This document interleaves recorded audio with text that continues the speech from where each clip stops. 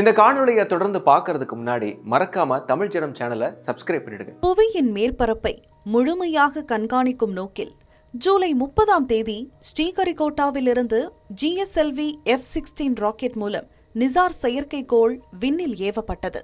இஸ்ரோ மற்றும் நாசா விஞ்ஞானிகள் இணைந்து உருவாக்கிய இந்த செயற்கைக்கோளின் மதிப்பு 12,000 கோடி ரூபாய். புவியை கண்காணிக்க இதற்கு முன்னரும் ஏராளமான செயற்கைக்கோள்கள் அனுப்பப்பட்டுள்ளன. ஆனால் அவற்றை கொண்டு புவியின் மேற்பரப்பை துல்லியமாக படமெடுப்பதில் சிக்கல் இருந்து வந்தது. மேகமூட்டம் உள்ளிட்ட காரணங்களில் செயற்கைக்கோளின் செயல்பாடு பாதிக்கப்பட்டது. ஆனால் இந்த குறையை சென்னை IIT-யை சேர்ந்த பேராசிரியர் ஒருவர் நீக்கியுள்ளார். அவரது பெயர் மணிகண்டன் மாத்தூர். விண்வெளி பொறியியல் துறையை சேர்ந்த அவர் இஸ்ரோ மற்றும் நாசா விஞ்ஞானிகளுடன் இணைந்து நிசார் செயற்கைக்கோளின் வடிவமைப்பில் பணியாற்றினார். அவர் வழங்கிய ஆலோசனைகள் மூலம் புவியின் மேற்பரப்பில் 10 மீட்டர் அளவிலான சிறிய இடங்களை கூட துல்லியமாக படம் பிடிக்கும் வகையில் நிசார் செயற்கைக்கோள் உருவாக்கப்பட்டுள்ளது. அந்த சிறிய இடத்தில் நிகழும் சில சென்டிமீட்டர் அளவிலான மாற்றங்களை கூட நுட்பமாக ஆய்வு செய்யவும் வழிவகை செய்யப்பட்டுள்ளது.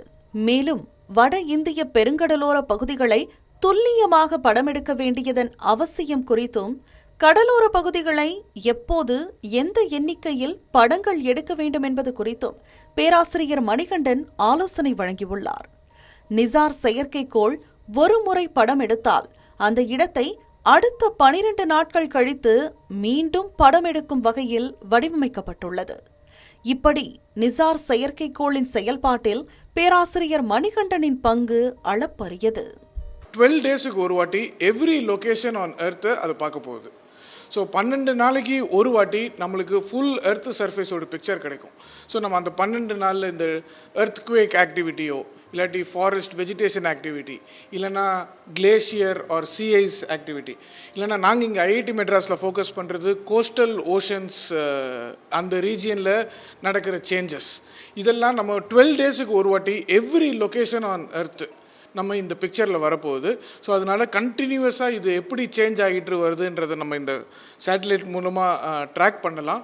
ஆலோசனை வழங்கியதுடன் பேராசிரியர் மணிகண்டனின் பணி முடியவில்லை. செயற்கைக்கோள் அனுப்பும் தகவல்களை அவரும் அவரது குழுவினரும் ஆய்வு செய்ய உள்ளனர்.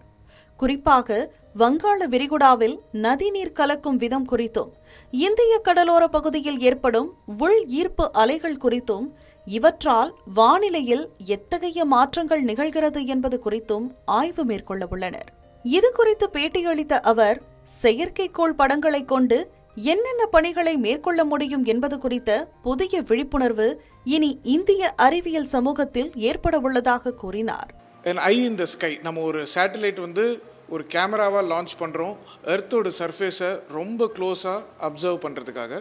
So it's an earth observing satellite. And climate change or disasters, ஃபாரஸ்ட்லாம் எப்படி எவால்வ் ஆகுது, இல்லாட்டி ஐஸ் ஷீட்ஸு போலார் ரீஜன்ஸ்லேயும் ஹிமாலயாஸ்லேயும் ஐஸ் ஷீட்ஸ்லாம் எப்படி மூவ் ஆகுது, சேஞ்ச் ஆகுது நாள் போக போக, அதெல்லாம் ரொம்ப ஃபைன் ரெசல்யூஷனில் பார்க்கக்கூடிய இது ஒரு கண்ணுன்னு நம்ம யோசிக்கலாம்.